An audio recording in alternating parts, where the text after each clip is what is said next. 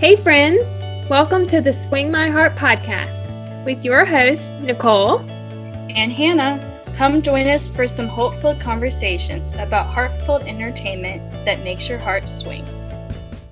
Hey, Hallmarkies! We're back for another episode, and today I'm joined once again by my wonderful friend, Kerri, to chat about the Hallmark Channel Countdown to Christmas movie, Lights, Camera, Christmas, starring John Brotherton as Brad Baxter, Kimberly Sustad as Kerri, Laura Soltis as Nancy, Matthew Kevin Anderson as Caleb, Leela Harrison as Jill, Veronica Long as Mariah, Callie Hu as Jamie, and Garfield Wilson as the mayor. It was directed by David Weaver and written by Gary Goldstein. When a holiday rom-com movie shooting in her town needs a costume designer, Kerri, a local shop owner, steps into the role. While working on the movie, she rediscovers her passion for costume design and finds herself falling for Brad, the film's famous leading man. This movie, amazing. Oh, I ate up every minute of it. Yep. I literally downloaded an app, screen recorded part of it, did all kinds of editing to get rid of the, to get it to the right size. Yeah. Posted it and sent it to several people I had worked with on set, and they were like, "This is too accurate." This is hilarious. Oh my gosh. I really loved how unique it was while still being, the usual kind of fun Hallmark movie. Yeah. Yeah, I agree. It was basically in a good way poking fun at behind the scenes of making a Hallmark Christmas movie. Yeah, I will say one inaccuracy per se, and I don't know how all movies are filmed. I'm sure not all of them, but the majority of Hallmark Christmas movies and stuff are filmed in the middle of summer. Mm-hmm. Whereas this movie depicted them filming a Christmas movie right as Christmas is around the corner. Mm-hmm. That's not accurate for how they do it, but other than that, I can attest that a lot of it is very accurate for working on set. Obviously I've never worked on a Hallmark set, but yeah, there was still fake snow, even though oh man, that scene was so cute when she's like, "It's not even real," and he was like, "You think? So fun watching you try." And we'll talk a little bit more about that scene when we get to it, because it was one of my favorites in the movie. It was so cute. Yeah. Just right out of the gate, one of the first scenes that I really loved was when Kerri was called up on stage and she was asked that first question about getting the job as the costume designer, I believe. And, it cuts to her and her mom. Kerri's coming into the store with, a stack of clothes in her hand. And Nancy's just out in outer space, watching the movie crew. And Nancy says, "Do you know how many people would give anything to have a big Christmas movie filmed in their hometown? Not to mention one starring Brad Baxter." Kerri says, "Which one is he again?" Nancy, "He is only the king of Christmas movies." And then she names off a few of them. Mm-hmm. Oh boy. Which, just curious, who would you say, this is Well, it is, but it isn't, because I think I know who both of our answers would be, and I think it would be the same person. Who would you say would be the king of Hallmark movies? Probably Hallmark Christmas movies, but Hallmark movies in general. Andrew Walker. Yeah. I would say it has to be Andrew. Like, I love all the rest of them. Yeah. But I would say Andrew has to be the king of Hallmark. I would say Lacey's the queen of Hallmark, and that Andrew would be the king of Hallmark. Yeah, I mean, I love all of them. Yeah, but if you look at like who has done the most, probably Andrew. who has done some of the best. Yeah, if you're breaking it down like that, then I would definitely say Andrew is the king of Hallmark. So yeah. Also, how would you feel if a Hallmark movie was filmed in your hometown? I would be trying to find somebody to get me a job on that set. I'll work as a PA. I don't care. I partially regret not trying to find a way to like volunteer or something when USS Christmas with Trevor Donovan and Jen Lilly was partly filmed here. Yes. That's what I keep telling Jax when she, I'm like, just remember when you start going and working on these movies, take me with you. Like, don't just leave me here. Take me with you. I'm part of your deal, okay? I will help out on set, but I'm part of your deal. It was mostly filmed, I think, in Wilmington, North Carolina, but there were parts of it that were filmed on the USS Yorktown at Patriots Point in Mount Pleasant, South Carolina, which is not that far from where I live. So I regret. Yeah. Not. Oh, honey, listen, there are so many times that I think about, like, obviously I've met Brian and, various people that are kind of influential, I guess, with When Calls the Heart. And there are so many times that I think, okay, like, can somebody get me a job on this set? Like, seriously, I will work as a PA. I don't care. But then I'm like, but then would it ruin it for me? Like, for that TV show, I don't think a movie would be as bad. But considering the fact that, like, for the podcast and stuff, I would already know a lot of what's going on. Mm-hmm. And I wouldn't be able to talk about it. And also doing the podcast stuff, that would be harder. Now, doing a movie, I don't think would be quite as big a deal as doing like a show or whatever, as far as like having to keep it to yourself, but doing a show like that would be like impossible to not want to share stuff from that. But that's like a dream of mine, is to work for like Hallmark or Great American Family on some of their sets. Yeah, and then I missed my chance once again when the movie with Tamara Mowry Housley, Girlfriendship, was partly filmed here. I think that was partly filmed at Botany Bay. Oh man, I have no idea what was filmed in downtown Cartersville. Like, there's actually a decent amount of filming that goes on local to me. Selena Williams, is her name Selena Williams? What's her name? Serena Williams? No, Selena. Oh, Selena Gomez. I'm sorry. Oh, Selena Gomez. Yeah. Yeah.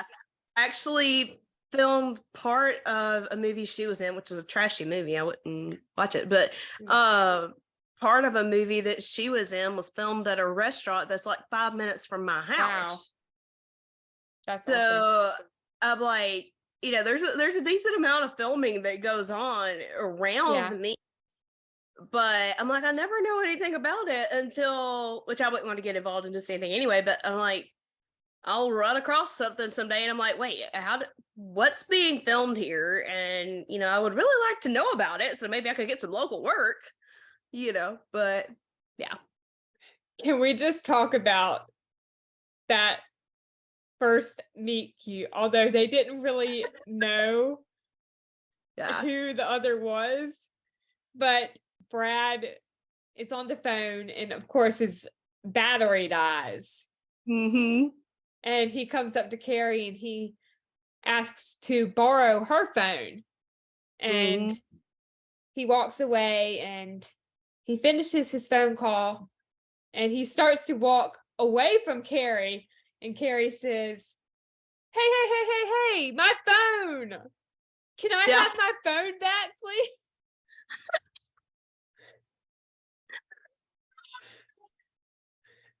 I love how he's like just the debonair actor and see you around, just Yeah, I love how he says, I'll see you around town, I hope.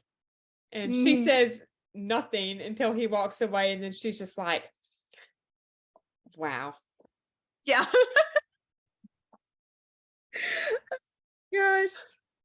And then when she comes home and her mom's decorating everything, she's like, I think it's a little early for Nancy's famous explosion of Christmas decorations. It's not even Thanksgiving. Oh, right. I forgot. I live with Kerri Killjoy. Yes.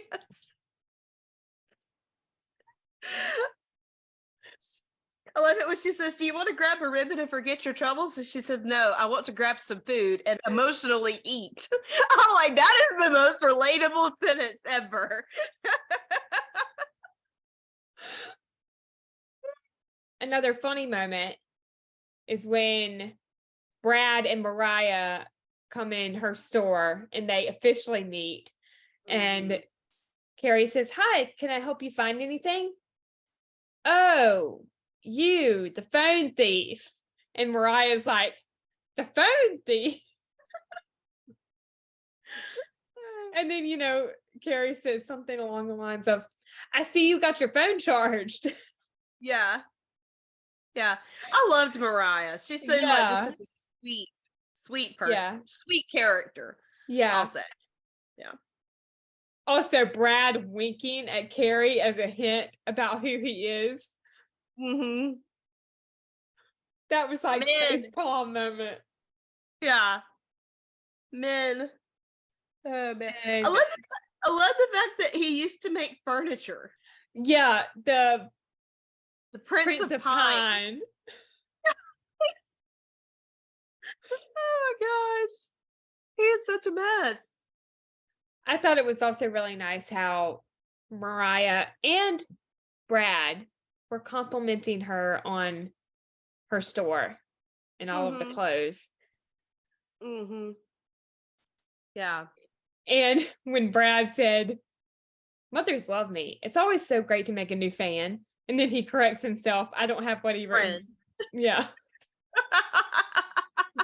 So,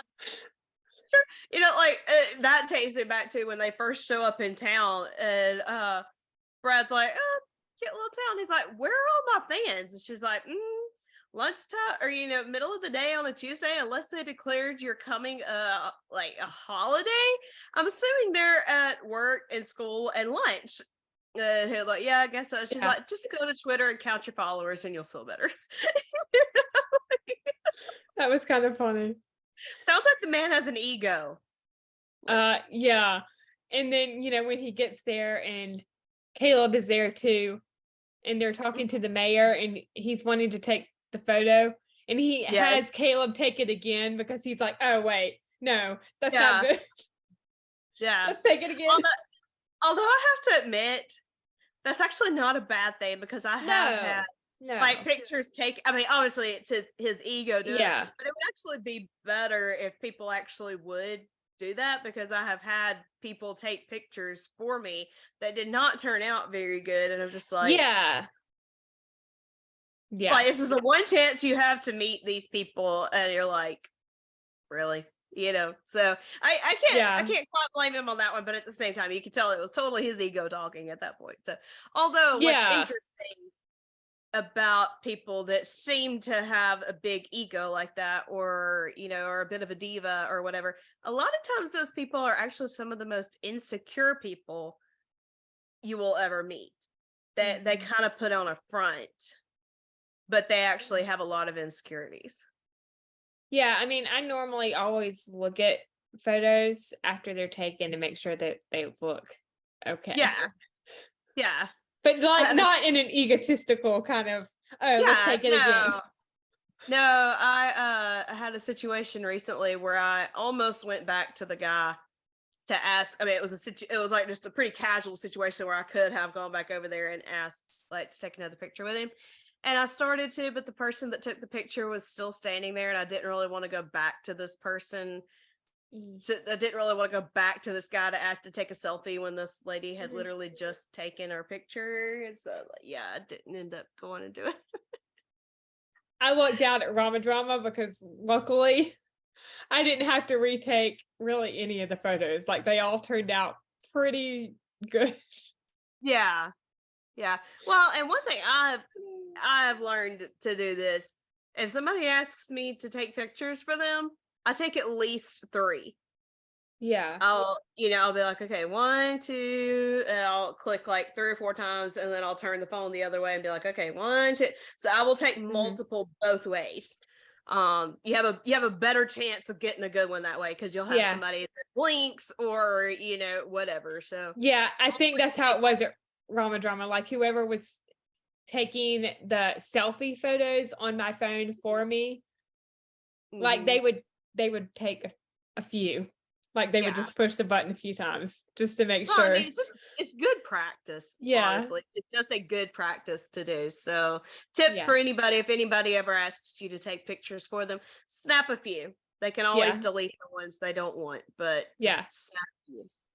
But going back to Kerri at the store, Brad and Mariah have gone back to set.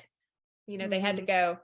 And Nancy walks out. I guess she was in the back of the store doing something. And Kerri tells her that Brad and Mariah were there. And at first she doesn't believe her. Yeah. Like, Brad and Mariah, no way. Yeah. And then it finally just like, sets in, and she literally goes running out the door. She's like, maybe I can catch this stuff at Kerri, and like, I love when Kerri's like, she seemed nice. He was a little full of himself. I will say another line because, like, a crisis happens on set, and their costume designer quits.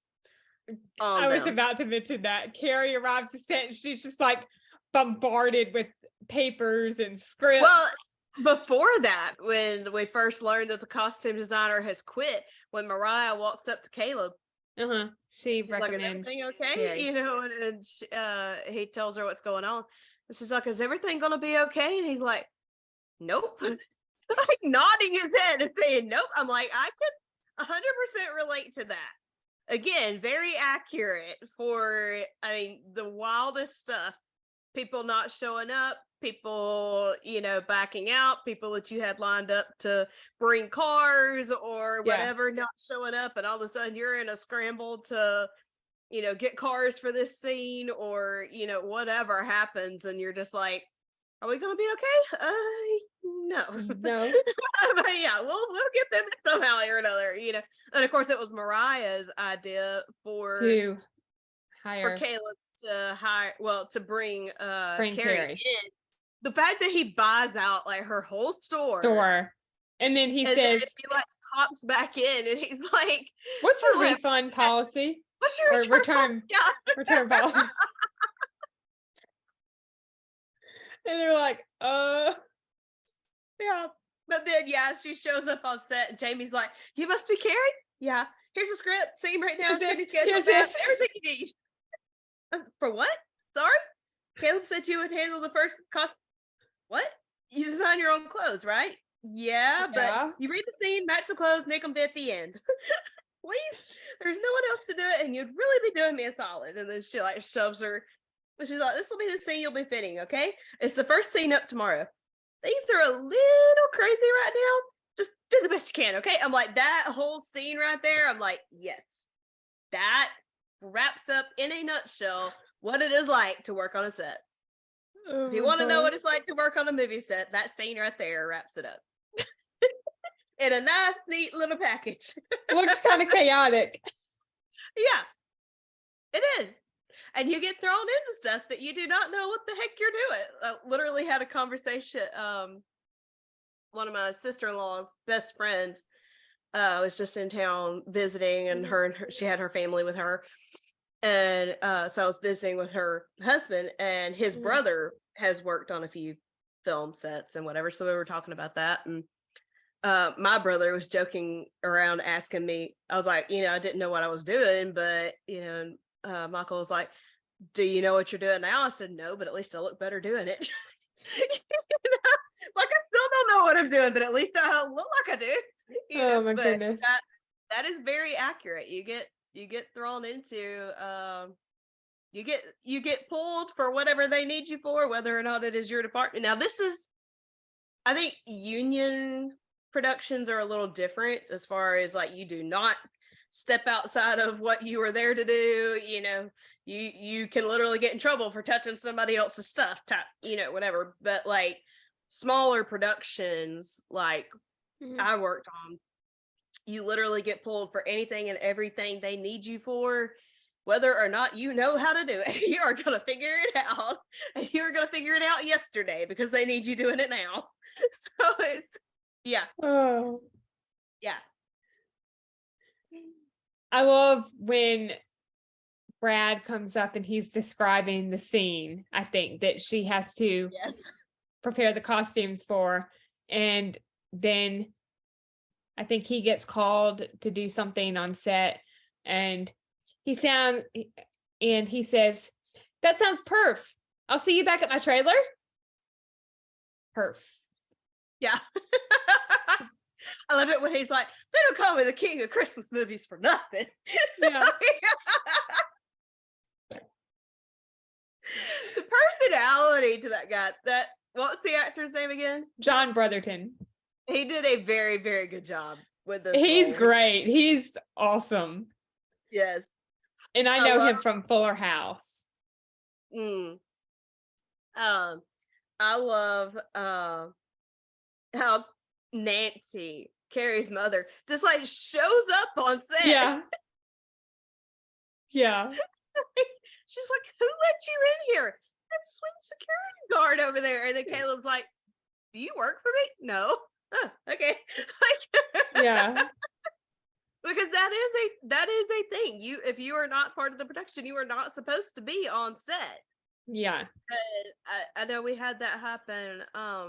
Which obviously our production was, very lax about certain things, but partially because we didn't have enough people to be stricter about it. But this one particular lady started bringing her sister and brother-in-law to set with her. And, she was one of our extras, and we needed more people, so it wasn't a problem. But I just looked at them and said, she is not supposed to do that. She does not have the right to do that. Y'all are not supposed to be here. I'm like, I will let you stay because we need you. But I'm like, I'm just telling you, no offense, you're not supposed to be here. And she did not have the right to bring y'all here. She's like, they're my traveling buddies. They go everywhere with me. And I'm like, that does not matter. You're not supposed to do that. This is not, it's really cool. Like people that wouldn't normally be in productions are able to be, have been able to be a part of these Mayberry Man productions, but at the same time, they're not fully getting a taste of what it actually is like, because we are so desperate at times that we kind of bend the rules per se to allow something or make something work or whatever. But I'm just like, they've almost, and granted, to a degree, we let them have free reign because they did put money into this. It's crowdfunded. They put money into it. So you can't tell them they don't have a kind of a vested interest in it. But at the same time, I feel like a lot of them were kind of starting to act like they owned this and like they had, or they were entitled to certain things. And I'm like, this is not how this works. Yes, you put money into it, but you are an extra. Like, learn your place here, But yeah, the her just randomly showing up on set multiple times. The lunch, yes, yeah. I Brad's like, are you joining us for lunch? No, can I? Sure, grab a box. I also like how when Nancy walks away, he turns to Kerri and he says, "Have you really never seen any of my movies?" Kerri says, Yeah. "Did my mother tell you that?" Maybe. Mm-hmm. Don't Yeah. take it personally. Well, they're my movies, so how else am I supposed to take it? Well, when she goes, "Oh, please, you're Brad Baxter. What do you care what I think?" And he says, "Because you seem cool and smart and talented and authentic, and I want you to like me, like everybody else does." Jumping back a little bit, and this is basically a thread throughout the whole movie almost. And it is Caleb and Jill talking to each other through their assistant, Jamie. Mm-hmm. Yep. The fact is like, tell Jill this, tell Caleb this. Yeah. What was it? Yeah, talking through Jamie was the stupidest idea ever. Pretty sure that was your idea. Well, they can't all be Jim's. Also, I'm pretty sure, I could be wrong, but just kind of watching the movie, I'm pretty sure Jamie would have been the second AD. I don't know.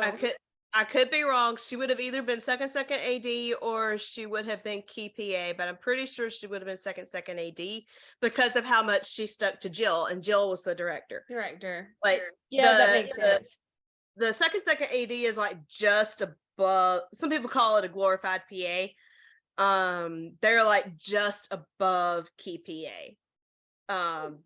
But like I was second on Mayberry Man, the series.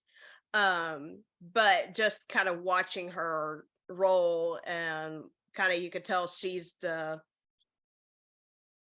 of the go-to person that's in charge of like that section. So she would have been she probably would have been second or key PA, but I'm pretty sure second. That makes sense. Yeah. I love when of course, what is it, Mariah calls it, the Jill and Caleb comedy hour or something like that, and then they're talking about how much Jamie's putting up with, and Brad says after this shoot she deserves a Purple Heart, and then they see her like make the two of them shake hands and start talking, and he was like, "Ooh, make that the Nobel Peace Prize." That was really funny. Yes. I also love, now this is the first time that Nancy shows up on set, and I think Kerri is talking to Brad at this point, and then Nancy walks up and Nancy says, "Did you tell him about me?" And then Kerri's reaction is just like, please. And then Brad comes up and he's talking to the three of them. He meets Kerri's mom, and they are in need of a costume designer. So he asks Kerri once again, and she agrees to the offer. I love how earlier Caleb had been trying to find somebody for this job, and he said, Kerri's like, no luck finding somebody, and he said, nope, batting less than 0, which I don't even know how that's possible. Like, I also love the moment when Kerri is doing the costume fitting with Brad with the parka jacket. Yes. That was funny. Yeah. And then when Caleb goes to her house to actually hire her, and she's not wanting to do it. Nancy, and her mom said, Kerri, if you don't take this job, I'm going to change the locks on the store and close it for good. So do it. I love how Caleb just looked at her and mouthed. And then looks at Kerri like, well. Oh my gosh. Oh man, I loved it. The reveal of the Santa costume, or the new Santa costume. What did you think about that? I thought that was really cute. I thought that whole thing was really cool. And again, comes down to this movie, oh man, seriously, I related to it so much because when Jill originally comes to her and tells her, here's a problem, here's what they want, and Yeah. Kerri says, well, I mean, it's a Santa suit, so how different can it get? Like, what exactly are they wanting from me? And she's like, just do the best you can, and I'm sorry, but we're still shooting after lunch. Again, that is what happens on a movie set. It's like, here's this problem, and by the way, we need it fixed 15 minutes ago. I'm sorry, but this has, we have to stick to our schedule. Mm-hmm. Like literally, I would have it if you're dealing with like professional extras and stuff, it's probably a different matter. But we weren't, and we were having people carpool out to where we needed to be and stuff, and we were, shocker, actually ahead of schedule. And the first AD turns around, looks at me, and was like, hey, can you get our extras here an hour early? And I'm like, no, I can't. I'm like, we can try, but I'm like, we have people that are driving in for this. We have people that are meeting at a particular place at a particular time. We've already got all this set up, and he wants them there in an hour before they're supposed to be there. Like, I don't know if everybody's going to be able to do that or not. Another time that we went back and forth like 4 different times, whether or not they wanted extras. And they finally were like, nope, we don't need extras for this scene. I'm like, okay. So I called off my extras. We get through a scene and the director looks at me and goes, how soon can you get some extras here? I said, I can't. And he's like, wow. I'm like, they've already been told like 4 different times what they're supposed to do. He's like, just walk up and down Main Street. I'm like, there's a festival going on right now. People are in shows. Like, people are not just at your every beck and call, every whim that you find on something. This is what it's like to work on a film set. Yeah. And you have to fix the problem, and you're just like pulling your hair out. But the Santa costume I thought was very, very cool. Yeah. I thought it was very vintage, but at the same time, very, would the term be hip? I don't know, whatever. We're kind of a modern Santa. It's like vintage and modern meshed together. And can we talk about the little exchange between Brad and Kerri in that scene, like after everybody has walked off, and he's complimenting her, and he's like, you, Kerri Devine, are going places. And she tells him that she walks into the tree. And he's like, and what'd you think? And she was like, I thought that you, Brad Baxter, are going places. And she turns around and like smacks into a Christmas tree. He's like, watch it, and she's like, didn't even turn around. I'm okay. And like just steps to the side and walks off. That would be me. I would be the one walking into the tree. Yes, same. Jumping back a little, the 12 Oaks tree lighting, that was really nice. Yeah. Oh, and this when the fake snow. The snow machine, and that clump light just lands on Kerri's nose. I loved Brad and Mariah's conversation while having wine. I think they were at a local restaurant or maybe the hotel or something. I couldn't really tell where exactly it was, but it was a nice conversation. Yeah. I thought it was cute that she called him BB. Yeah. Like, you can tell they have a level of comfort with each other. Yeah. She says, to my favorite Santa, Brad, to my favorite leading lady, just don't let any of my other co-stars know. Yeah. Yeah. And then she's like, thanks, baby. Yeah. I think it's kind of cute that she calls him out on his attraction to Kerri. And he's like, I have my rules, no on-set romances. And she was like, rules were made to be broken. Yeah. And what is it? She says, like, for what it's worth, she is lovely, or something like that. Yeah. And then of course the line in the scene that they're doing where they say with the right person on your side, anything is possible. And then I guess it's like later that night that when Caleb like told Kerri that he needed to return, he's like, now that we have an idea of what we're going to use, I need to return like half of that stuff I bought from you. She's like, oh, you're gonna need like half your money back, because money, And he's like, as a consolation prize, so he gives her a tree and all the decorations tree. for it. Balsam Hill definitely what is the word here? Backed whatever the movie. Like they're definitely the ones that put up the money. I don't remember, the word is not coming to my mind for that, but that was definitely Balsam Hill. Sponsored. That is the word I'm looking for. We're definitely the sponsor. But when Kerri is decorating the tree later that night, and her mom says, honey, when are you going to believe that anything is possible? Yeah. That was really nice. Mm-hmm. And this was really kind of brief, but I loved Kerri's conversation with her mom about her designs from when she was in college. Yeah, for sure. I think it's really easy to give up on your dreams when you don't feel like, like in her case, she was like, well, you would have quit too if you couldn't even make it into their little amateur contest, whatever. Yeah. But she just needed somebody to see, to quote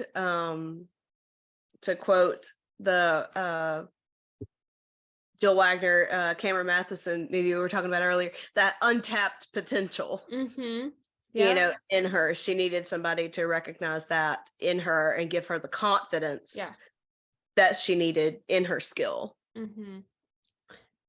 And we were just talking about it a few minutes ago, but the bakery scene with Brad and Mariah, I loved. And that's when we hear the line about, with the right person by your side, anything is possible.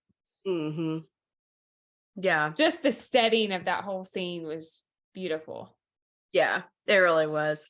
I think it kind of the side story to this of seeing Caleb and Jill work through their relationship, obviously as ex-husband, ex-wife, and that line being something that really kind of, that was something she had written about them, about their marriage 6 years ago, and for them to kind of work through their relationship and be able to talk without an interpreter and laughing without an interpreter. So it was really, really sweet to me to watch them. Brad having dinner with Kerri and Nancy, and he's talking about his Christmas morning tradition, which is watching It's a Wonderful Life no matter where he is. His impersonation of George Bailey, and how Nancy says that he should play a part in the remake, and he's like, no, been there, done that. What do you want, Mary? You want the moon? Just say the word and I'll throw a lasso around and pull it down. Classic. Jimmy Stewart's my fave. But yeah, I love how he's like, he doesn't want to do that. He's like, and she's like, who wouldn't want to see you as George Bailey? And he's like, me, and apparently your daughter. I still need to watch It's a Wonderful Life. I've never seen it. That needs to be mine and your homework for this year, because I haven't seen it in years, honestly. So that's mine and your homework for this year. We have to watch that movie. There are a lot of older movies that I still have not seen, like at least all the way through. For example, I've seen parts of Singing in the Rain, but I've never seen that all the way through. Oh man, it's so good. At least from what I can remember. I might have seen it all the way through in film class when I was in 10th grade, but I cannot remember for sure. That was, okay, I kind of grew up on classics, but I wasn't smart enough to realize they were classics. So I was 15 when I saw White Christmas for the first time. That's the movie that like set everything in motion for me. I fell in love with classics at that moment. But Singing in the Rain was like the first DVD that I got that was like starting my collection, like not That's just awesome. random picking stuff up. This was I've never seen it before. I don't know if it's going to be any good or not, but I want to try this DVD. So I should hang on to that DVD to like frame it or something. I don't know, but that's awesome. that's like the one DVD that like started my actual collection was Singing in the Rain. That's awesome. And I've never seen White Christmas either. I need to see that one. You need to come to my house for like a month, and we're going to do absolutely nothing but watch movies, because I have well over 1,000 titles that the majority of them are classics. I've seen Yeah. one I've seen is My Fair Lady. I have seen that, but it's been a very long time. Yeah. And of course, I've seen The Sound of Music. That's a classic. Who does not love The Sound of Music? Oh, yeah, for sure. That's one of the ones that I grew up on. I grew up watching like The Sound of Music, The Andy Griffith Show, Little House on the Prairie. Seems like there was something else, but I'm drawing a blank right now. So those are like what I grew up watching, but I didn't know they were classics. It's just what we watched, but yeah, so I was halfway through my teens. I was 15 when I actually discovered classics. Yeah. I grew up on a lot of the shows that, my generation watched. Mm-hmm. Like, I'm a 90s kid, of course. Like, I watched Lizzie McGuire way back in the day when Disney Channel was still good. Like Hannah Montana, Sweet Life, all those shows. But then I also enjoyed, and I still enjoy, watching the older shows with my dad, specifically like WKRP in Cincinnati, Andy Griffith Show, Gilligan's Island. What's the other one? I feel like there's one that's staring me right in the face, and I don't remember the name of it. My top 5 favorite shows, no particular order, are Andy Griffith Show, The Dick Van Dyke Show, That Girl, Hogan's Heroes, and Get Smart. Those I've are like heard of all of them. I think I've heard of all of those. Yeah, they're all very, very classic shows. The Honeymooners is kind of the first show that really set the stage for shows like Andy Griffith Show, Dick Van Dyke Show, stuff like that. And I think I mentioned it earlier today when we were recording our recap of Ghost of Christmas Always on Honest to Goodness. But WKRP, that is one of the best comedic shows probably ever written. Like, I'm not even joking. That one. I'm not even joking. Like, I need to watch that one. They have one episode that is all about Thanksgiving. I've seen a clip of that. What do they do? Like dump turkeys out of a plane or something like that? Like, I don't even remember. But yeah, they do a turkey giveaway. Like, the radio station does a turkey giveaway. And I think the 2 people at the radio station that are in the helicopter giving away the turkeys are Mr. Carlson, who is the station manager, and Herb Tarlick, who I haven't seen the show in a while, so I don't remember what his role was. I think it was like maybe PR or something along those lines, because of course PR normally does stuff like that, giveaways. Right. And I think it was Mr. Carlson, like at the end of the episode, he said something like, "As God is my witness, I thought turkeys could fly."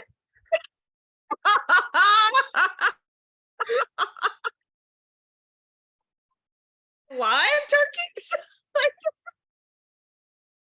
Like, the very last scene in that episode is Mr. Carlson and Herb coming in after being in the helicopter with the live turkeys, and their clothes are all torn and tattered. And, he says that. Oh my gosh. But the best scene in that episode, and it's on YouTube, anyone who's watching this can look it up, just type in WKRP Thanksgiving episode.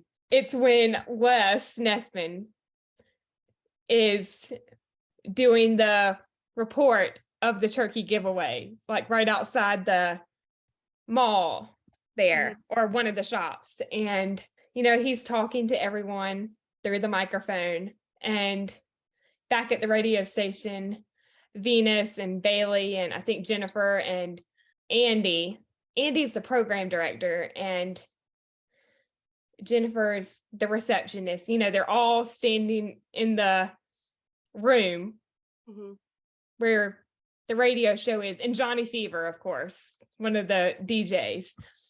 And Johnny is the one that's mostly talking in the mic, because he's the host. And Les, at one point, he sees the first turkey come out of the helicopter, and he's like, oh, something just came out of the back of the helicopter. Dark object plummeting to the earth at nearly such and such miles per hour. Oh, another one. No parachutes yet. And then there's silence for a second. And then Les says, oh my gosh, it's turkeys. They're hitting the ground like sacks of wet cement. I'm not even kidding. That's one of the lines. I need to see this show. I have never watched it. I've heard of it. I've just never watched it. That long. They're hitting the ground like sacks of wet cement. People are running for their lives. Oh, wait. No, I can't go in there. He's trying to go in the store. And at one point at the beginning, as he's starting the report about the turkey giveaway, I guess the manager of the store comes out and he's like, hey, buddy, you're not supposed to be out here. So when Les tries to go in the store and he's like, oh, wait, no, I can't go in there. Because he's trying to get to a safe place where he's not hit by a live turkey. Yeah. Oh my gosh. That was hilarious. Oh my goodness. But yeah, one of the best shows probably ever written. Yeah. That is awesome. I love when they're talking about when Brad's at dinner with them, and they're sitting around the piano afterwards, and they're talking about Kerri's dad and then Brad's parents, and they're talking about the fact that Brad is single, and Nancy says the rumor. How close have you gotten? Close. Yeah. And Kerri's like, Mom, what are you thinking? Yeah. And he says, I thought I was Nancy a few times actually, but not close enough, I guess. And then when he leaves, yeah. I love when he plays the piano with Nancy. That was really nice. Although we don't really see that, but we do see it at the beginning when they're singing a Christmas song. Yeah. I love when he leaves and he calls her costume lady. Yeah, she's like, good night, Santa. He's like, good night, costume lady. Honestly, I was half expecting there to be mistletoe hanging somewhere around there and for him to, kiss her at that particular moment. I mean, I'm not surprised that it didn't, because generally, obviously Maple Valley Christmas was a big exception to this, but there's not usually a kiss between the main characters early on in the movie. At least that early. Yeah. Yeah. So, that was 20 minutes into the movie. Yeah, for real. Yeah. One thing I thought was different about this movie that I really liked was the fact that it was kind of told in flashback, because we keep going back to the panel. Yeah. And they're being asked questions and then telling the story of what happened. Because the next question, the lady says, okay, folks, spill some tea. Any on-set romances we should know about? They all just look at each other. I know it won't be this way if it ever is released on DVD, but I love how the movie came back after each commercial break with the present time and the Q&A session. Yeah. I love how when she asks that question, they all just look at each other, and Brad finally goes, cowards. Yeah.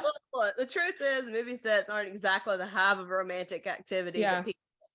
And then, of Mhm. course, it flashes to him giving Kerri Kerri for dinner. yeah. And can we talk about that date? That was one of my favorite scenes in the movie. Mid-movie kiss. Yes. Well, I love when she's like, "Well, it depends on what it is." And he was like, "You know, I had a really good time with you and your mom the other night, and I just wanted to repay the favor." And she's like, "You want to invite my mom?" And he says, "Well, I'm crazy about your mom, but I would really love some quality time Mm-hmm. alone with her daughter." Yeah, that was And the really fact sweet. that he like got pizza brought in from New York City Mm-hmm. to the movie set there. I don't even know how far away New York City's supposed to be. I think if I'm correct, the location is 12 Oaks, Colorado. Okay. So if that's the case, that's a long way for pizza. Flown in, I don't know, but like wherever it is, I don't know. But yeah, that oh man, he went and the guy like sprinkling the fake snow over the window and everything. Like, Oh. But I did love that date. They're talking about how Brad got into the business and the low point in his career. He gave up a starring role in the film Sunrise Highway. I love her reaction. Sunrise Highway? Yes, Yeah. thank you. And then she talks about fashion school and he mentions landing a role in the new indie film Ryan's Game. And Kerri tells him that he should do what makes him happy. And the dance and mid-movie kiss. Yes. Oh my gosh. Why do we geek out so much at kisses? I don't know, but we do. Was it with Ghost of Christmas? Oh, it was with Ghost of Christmas Always that we talked about that there are like a couple of things that are like just so heart melting with a kiss. And one of them is the hand on the face, and then another one is when they pick them up. Yeah. We talked about that. Those are two like completely heart melting moments right there. Caleb and Jill. Yes. Truth. Mariah. I love how Mariah totally playing that. Oh, look at that. A call from my dad. Excuse me just a moment. Like you're not trying to like matchmaker. Yeah. And then she comes back. What did I miss? Yeah. Like, how did it go? Yeah. And I love Jill's like, I think it's called a ceasefire. Yeah, ceasefire. Like, because at that point they have kind of determined. Yeah. You know, all right, you know, we need to get over ourselves here. Yeah. You know. Brad and Kerri's walk through town and Brad is talking about how he's happy if he can make his audience happy and bring joy to their life. Kerri throws snow at him and talks about how the snow is fake. And you had mentioned this early on in the episode. Yes. She's like, it's not even real. He says, you think? But it was so fun watching you try. But then he like, there is something good you can do with this. And he gets down and starts making a snow angel. And he's like, oh, you're going to have to help me up. I think I'm stuck. And then he like pulls her down. And then they start throwing snow at each other again. I have to get that out of my clothes. Yeah. Ooh. That would probably be about like sand or sawdust trying to get it out. Sand is the hardest to get out. Yeah. Listen, I have a bathing suit that I wore on a cruise in 2019 that still feels gritty, even though I have washed it like umpteen times. Swimsuits are the hardest to get sand out of. Yes. Oh man. I literally took a picture that day. Like we had been to the beach, which I had gotten rolled in the sand a few times because I was with Greg Shell and he was teaching me how to body surf. And I got like rolled under a couple of times. I thought I was actually in trouble for a minute there because my shoulder had gotten stuck in the sand. So I got hit by a wave, was trying to come up, and then get hit by another one, and I'm getting like tumbled. And by the time I finally got up, I was like gasping for breath. Greg's like, "Are you okay?" And I just held my finger up. Oh Like my I gosh. couldn't even answer him at that point. But I had sand. Oh man. I got back to my stateroom and went to the bathroom, and the floor was like covered with sand, and they had like a Mm. little cup, I guess, for you to rinse your mouth out after Mhm. you brushed your teeth or whatever. I had that cup full of sand, and there was still sand like covering Oof. the floor, and I'm like, this is ridiculous. Yeah. I love the moment when Kerri is giving advice to Mariah about the scene that reminds her of her dad, and then the filming of the scene. That was really nice. Yeah. Very, very nice. And Brad and Kerri's second walk through town, this is when she's talking about her dad, and Brad asks Kerri to come to London with him for the new movie as the costume designer. And she tells him about the job interview she got. I love how supportive he was. Yeah. When they lose the location Yeah. and have to scramble to find another one because they have to stay on schedule. Like, and Brad's reminded them, Mariah and I can't extend. We're headed to other movies, we've got to stay on schedule here. And Kerri offers her store, and of course they go in and That was get it all awesome. dealt with and whatever. I've dealt with that on set. It was actually the day we were supposed to do a night shoot, which we did. We were supposed to have all that day just to rest, because obviously we were putting in like 13-hour days at least on set. And that's not counting the time that you like get up early and get ready to go to be on set and whatever. So you're putting in more like a 15-hour day technically. But we were going to be doing a night shoot. I was not able to sleep in that morning because my car was making a noise. So I had to take it to a mechanic. And so it was like, I stopped and got lunch on the way back. So, I mean, it's like halfway through the day.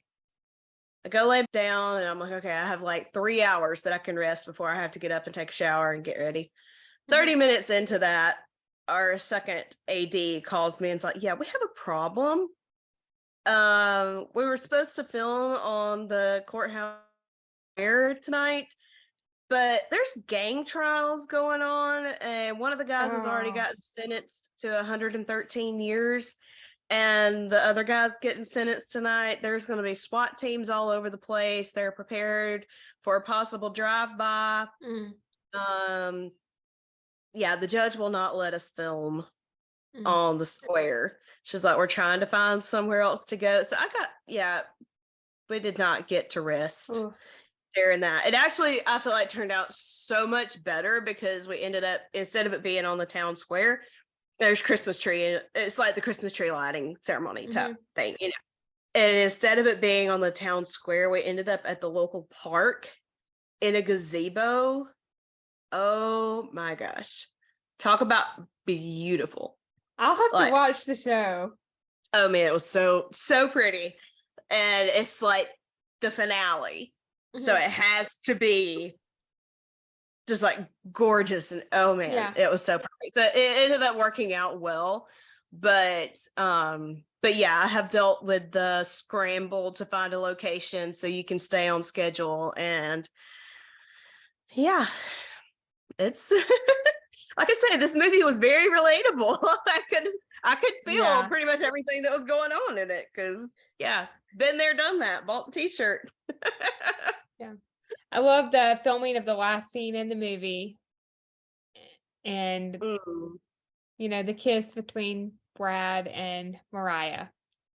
One quick backup thing back to the scene in Kerri's store when Brad is telling her that he thinks this could be her calling, that she's really good at this.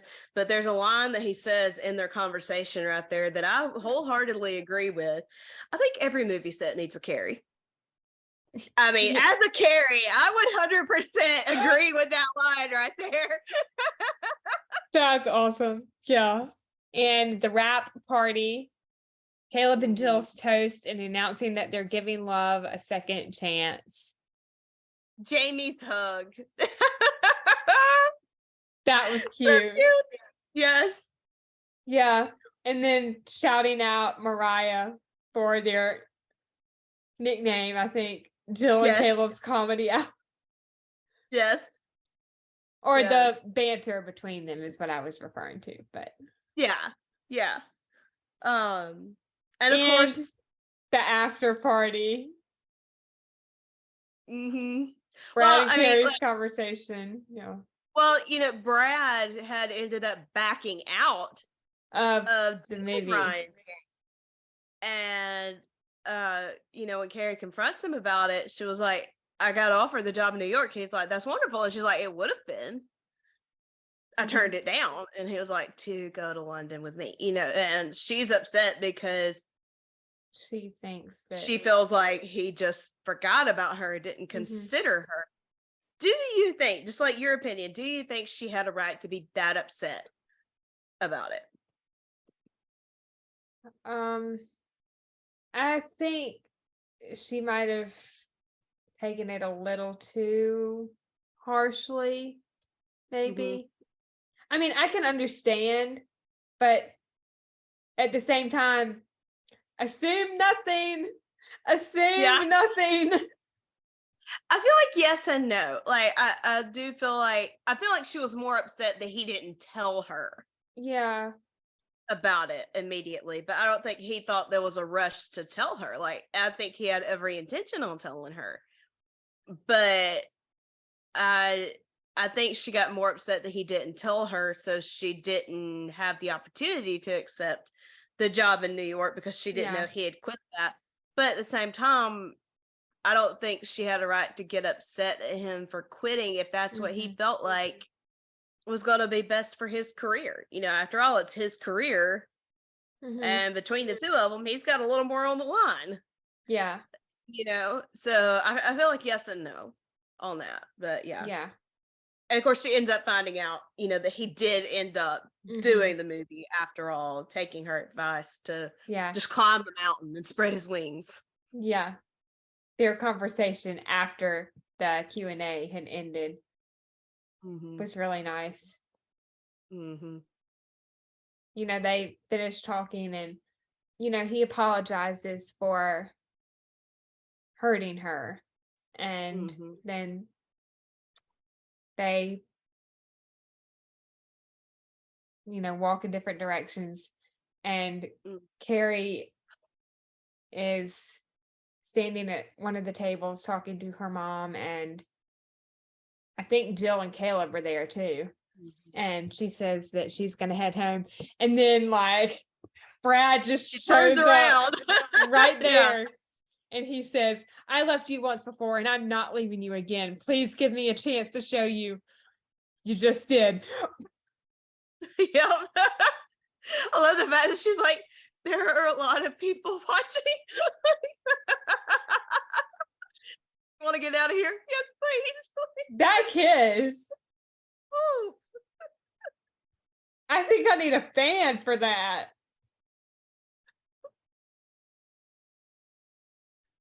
So cute. So cute. And then the one outside after they walk out of the... Who's your favorite Santa now? The real one. And then she does the wings. Yes. So cute. So cute. I love Kimberly Sestad. Yeah. She is so good. Yes. So good. Yeah. And of course, all the Postables know her as Melissa Wheeler in Dark of Night.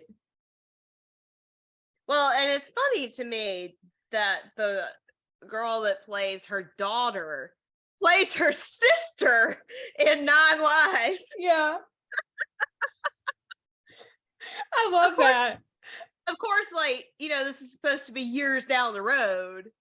You know, with her daughter, obviously she died when her daughter was 10 or, however old. But then this is supposed to be her daughter as a grown woman now. But it still just strikes me as funny at that pairing. Dark of Night was filmed first. and then 9 Lives. So yeah. But it still just kind of strikes me as funny to see them play mother-daughter in one thing and then like sisters in another one. But, yeah, Stephanie Bennett. Yeah, she's good. Yeah. I don't know if you saw her movie on Up TV with Jesse Hutch a couple months ago, but it was really good. Okay. Love, Cool. Bubbles, and Crystal Cove, I think is what it's called. Okay. Now, if it's been any time in the past few months, I have not caught anything. Next time it's on, you'll have to check it out. I have either been on set or out of town or something. Yeah. Next time it's on, you'll have to watch. Because it was really cute. I like Jesse Hutch too. Yes. And I'm so disappointed that he was one of the ones I did not get to meet at Rama Drama, but he was there. It was just like a timing kind of thing. Yeah. So that's why we need like all of us to go so we can all get different packages. So we can make sure that at least one of us gets to meet all the, like the different people. Yeah. Because apparently things are not timed out well for you to be able to do everything. Yeah. It was just a timing kind of thing because I had a postable ticket. So I was doing a lot of that, or the majority of it. Yeah. But it was still fun. I still had a great time. Me and you and Morgan need to go to Rama Drama this year, and we need to try to go as a podcast. That would be really fun. Yeah, that would be fun. We have some trivia to wrap up this episode. Oh no. Let's see if you can get a perfect score again. I'm terrible at trivia. I lucked out last time, but I'm terrible at trivia. I have 5 for this recap. All right, shoot. According to Brad, how many Christmas movies did Caleb and Jill make together in 10 years? Oof. Do you want me to give you multiple choice? I can come up with answers on the spot. Sure. 15, 20, 34, or 12. I'm going to say 20, but I don't honestly Ding, ding, remember. ding, ding, ding. I'm like just trying to think. Yeah. What is the name of Brad's Christmas movie Kerri was watching while baking? Christmas Cook-Off or something like that? Yep. Okay. A Christmas Cook-Off. Ding, ding, ding, ding, ding. What Christmas song were Brad, Kerri, and Nancy singing after dinner? Whew. I know he ended up starting All I Want for Christmas Is You, but I don't remember what the first one was. That wasn't it. It was almost like A Little Town of Bethlehem or something along those lines, but I don't remember what the actual song was. We wish you a Merry Christmas. Yeah. I'm like, I really don't remember. Like, I knew it was a traditional song, but. About how long have Brad's parents been married? 40 years. Ding, ding, ding, ding, ding. That one I did remember. Yes. What did Brad and Kerri have to eat on their dinner date? Oh, wait, we said this one, so you'll probably know this. Pizza, but I do not remember where from. Yeah, I didn't write down the restaurant either. I know it was New York City, but I don't remember the actual restaurant. Well, this is always fun. Thank you again for joining. Thank you for having me again. This was really fun. Of course. And we'll definitely have you back again for another episode series. I appreciate that. And Morgan too. Yes. All right, Hallmarkies. I think that wraps up our recap of Lights, Camera, Christmas. Thank you so much for listening. We hope you enjoyed and have a great day or night wherever you are in the world. And we will see you next time. We love y'all. Bye.